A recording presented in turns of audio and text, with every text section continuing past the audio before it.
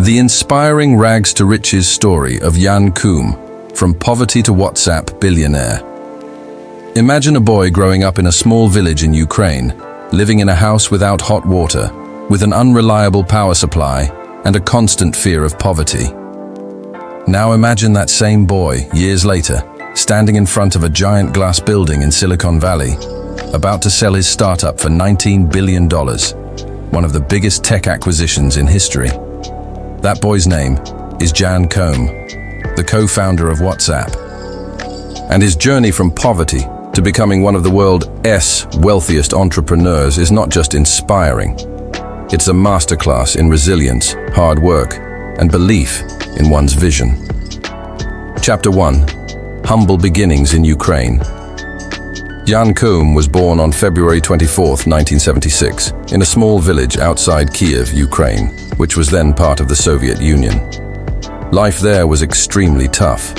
His family lived in a simple house that didn't even have hot water most of the time. They relied on the government for basic needs, and poverty was part of daily life. His father worked in construction, while his mother stayed at home. But the economic conditions were so harsh that even making ends meet was a struggle. On top of that, the political environment was unstable, and opportunities were limited. As a child, Jan experienced things that most of us can't even imagine today. He had to queue up for food rations, and even basic items like bread, sugar, or milk weren't always available. There was no luxury, no safety net, just survival. But deep inside, Jan had a curious mind. He loved mathematics and problem solving. He was quiet, observant, and often preferred books over playing outside. He didn't know it then, but this curiosity would eventually change his life forever.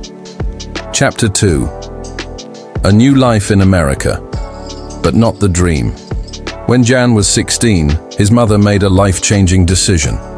She wanted her son to have a better future, away from poverty and the restrictions of Soviet Ukraine. So in 1992, she and Jan immigrated to the United States. They settled in Mountain View, California, the heart of what we now call Silicon Valley. But back then, for Jan, it didn't feel like the land of dreams. Life in America was extremely hard at the start. His mother worked as a babysitter, while Jan took on cleaning jobs, including sweeping floors in a local grocery store. Money was so tight that the family survived on food stamps. They rented a small apartment that was often cold and cramped. His mother was diagnosed with cancer not long after they arrived, which added another layer of pain and struggle to their already difficult lives. At school, Jan felt like an outsider.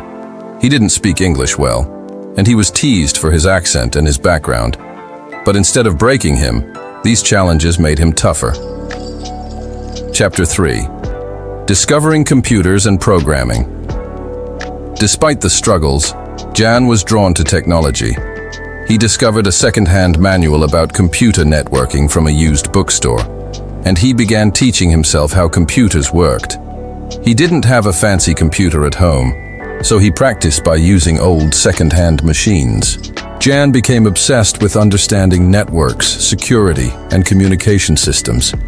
His dedication was so intense that he joined a group of hackers online, not to cause trouble, but to learn how systems really worked. This self-taught knowledge gave him a unique edge. While most people his age were focused on typical teenage life, Jan was diving deep into the world of programming, preparing for a future he couldn't even see yet. Chapter 4. The Yahoo breakthrough. In 1997, Jan's life took a dramatic turn. He applied for a job at Yahoo, which at the time was one of the biggest internet companies in the world. Despite being a college dropout, his skills in networking impressed Yahoo's engineers. At Yahoo, Jan worked as a security and infrastructure engineer. His job wasn't glamorous, but it gave him exposure to the internet world on a massive scale. He learned how large systems operated, how users behaved, and most importantly, he met Brian Acton, a colleague who would later become his business partner. The two became close friends, bonding over their love for programming, their shared sense of humor, and their outsider personalities. Both of them weren't typical Silicon Valley types. They didn't wear expensive clothes, they didn't network in fancy parties, and they didn't chase money. They were builders at heart. Chapter 5. Leaving Yahoo and searching for purpose. After almost a decade at Yahoo, both Jan Koum and Brian Acton decided to leave.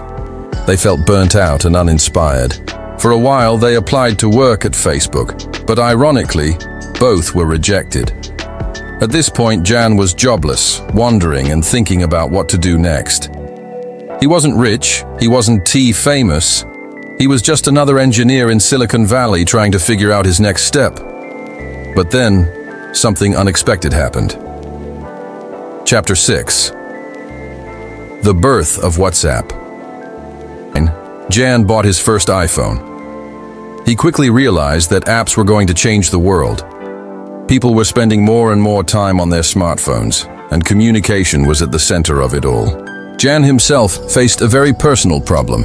He wanted a way to stay connected with his mother, who was still struggling with health issues. Traditional calls and texts were expensive, especially international ones. That's when the idea struck him. What if there was an app that allowed people to send messages to each other instantly, across the world for free, without worrying about costs or borders? And so, WhatsApp was born. Jan and Brian worked tirelessly to build the app. In the beginning, it wasn't easy. The first version of WhatsApp kept crashing. Investors didn't believe in the idea. In fact, at one point, Jan was so discouraged that he thought about giving up. But Brian reminded him, "You've got to keep going. If we solve this problem, people will use it." Slowly but surely, WhatsApp started to grow. People loved the simplicity. No ads, no gimmicks, just fast, reliable messaging. Word of mouth spread like wildfire. Within a few years, millions of people across the globe were using WhatsApp. Chapter 7. The $19 billion deal. By 2014, WhatsApp had become one of the most popular messaging apps in the world, with over 400 million active users. That's when Facebook came knocking again, the same company that once rejected Jan Koum. Mark Zuckerberg personally approached Jan with an offer to acquire WhatsApp. The negotiations were intense, but finally, Facebook acquired WhatsApp for a staggering $19 billion, one of the largest acquisitions in tech history.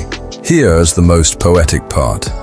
Jan Koum signed the deal on the doorsteps of the welfare office in Mountain View, the same place where he once stood in line to collect food stamps as a poor immigrant. It was a full-circle moment, one that symbolized just how far he had come. Chapter 8. Life after WhatsApp. Even after becoming a billionaire, Jan remained humble. He never chased luxury. He didn't become a flashy celebrity. Instead, he focused on philanthropy, donating millions to causes he cared about. For Jan, wealth was not the goal. The goal was freedom, impact, and solving real problems. WhatsApp was his way of giving people across the globe, especially in poor countries, a free tool to connect with their loved ones. Chapter 9. Lessons from Jan Koum's journey. Jan Koum's story teaches us powerful lessons. Poverty is not permanent. Where you start doesn't define where you'll finish. 2. Skills matter more than degrees. Jan was a college dropout, but his skills made him valuable. 3. Failure can lead to success. Facebook rejected him once, only to later buy his company for billions. Focus on solving problems, not making money. WhatsApp's mission was simple.